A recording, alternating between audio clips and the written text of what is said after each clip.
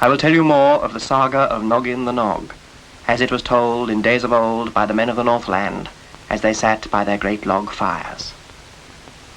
I told you how Noggin, Prince of the Nogs, set off in a fine ship to sail to the land of the Nooks, to ask Nooka, Princess of the Nooks, to be his queen. And I told you how, after storms and calms, the help of Arup, king of the walruses, they came past the whirlpools and the black ice at the edge of the world, to see before them a land of ice and snow. And Noggin, leaning over the side of the ship, saw in the water a little moon-faced man in a canvas canoe.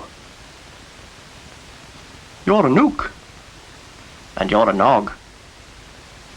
"Pleased to meet you. We're looking for the land of the midnight sun, the kingdom of Nan of the Nooks." "Well, that's it, in front of you. I'll go and tell them you're coming." And the little Nook paddled away as fast as he could.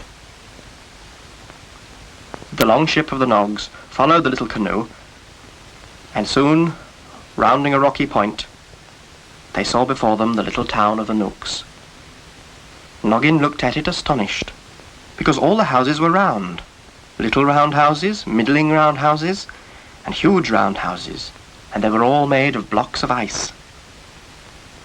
As they drew closer to the shore, they saw the Nooks waiting for them, a little man on a throne, surrounded by more little men in fur hoods, jumping about with excitement. "Greetings, Noggin the Nog. Do you come in peace?" "Hail, Nan of the Nooks. We come in peace."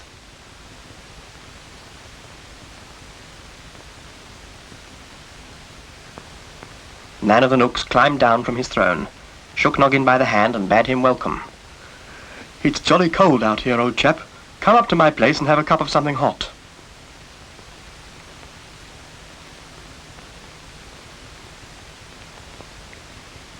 "Come on in, Noggin, you'll freeze out there."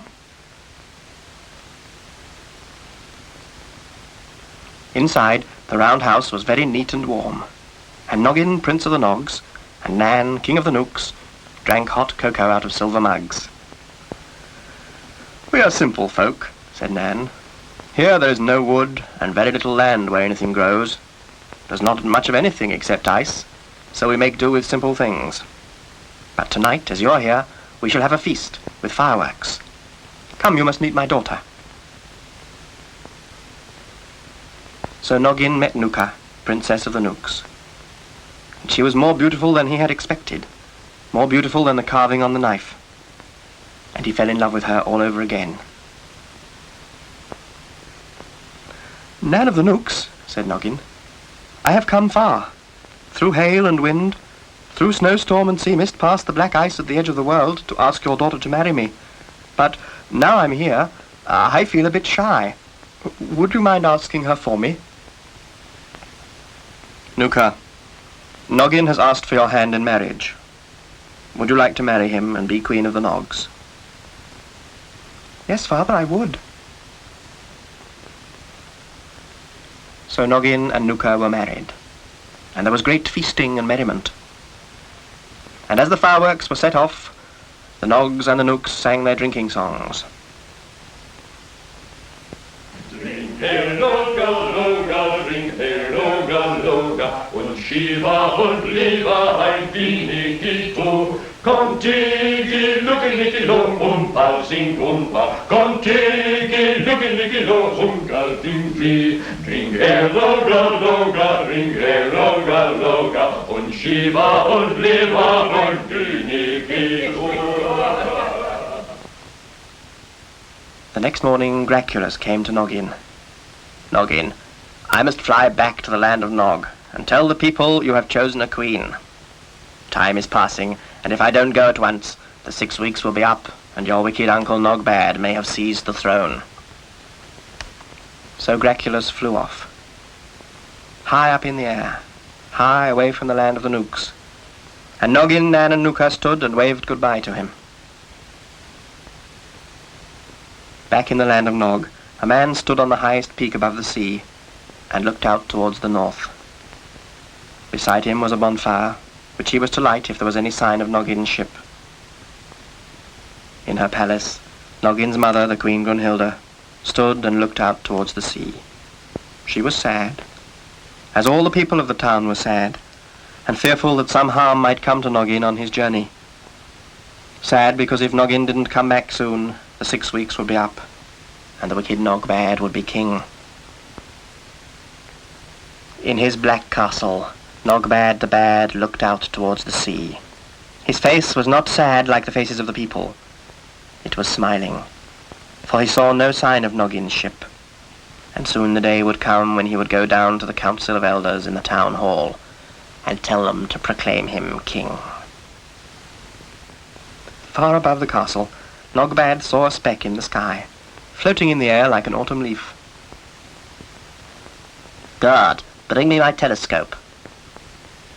And he looked through his telescope at the speck. He saw it was a bird. A large green bird, flying slowly, like a bird that is very, very tired. "Aha! I think I recognize that bird." The bird flew down towards the castle.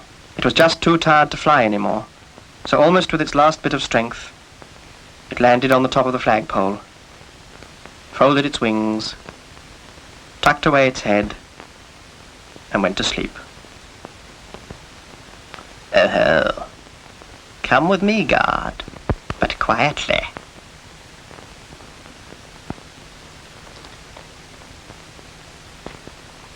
"I think I would like a few words with that bird." Nogbad the Bad got hold of the rope that hauled the flag up. "Guard," he said, "lower the flag." The guards hauled on the other rope, and as the flag was hauled down, slowly, Nogbad the Bad was hauled up. Graculus, for he was the bird, slept.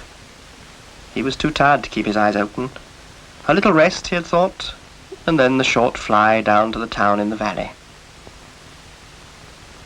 Slowly, inch by inch, up came Nogbad.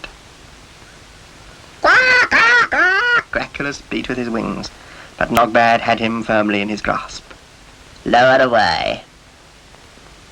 And with Graculus flapping wildly, down they came. "Now, my feathered friend, what news from the land of the Nooks? Is Prince Noggin dead?" "Quack!" said Graculus. "Oh, so you can't speak, eh? Guard, take it and put it in the dungeon." Down in the dungeon, Graculus sat on a wooden bench. He looked out between the iron bars of the window, and he wept.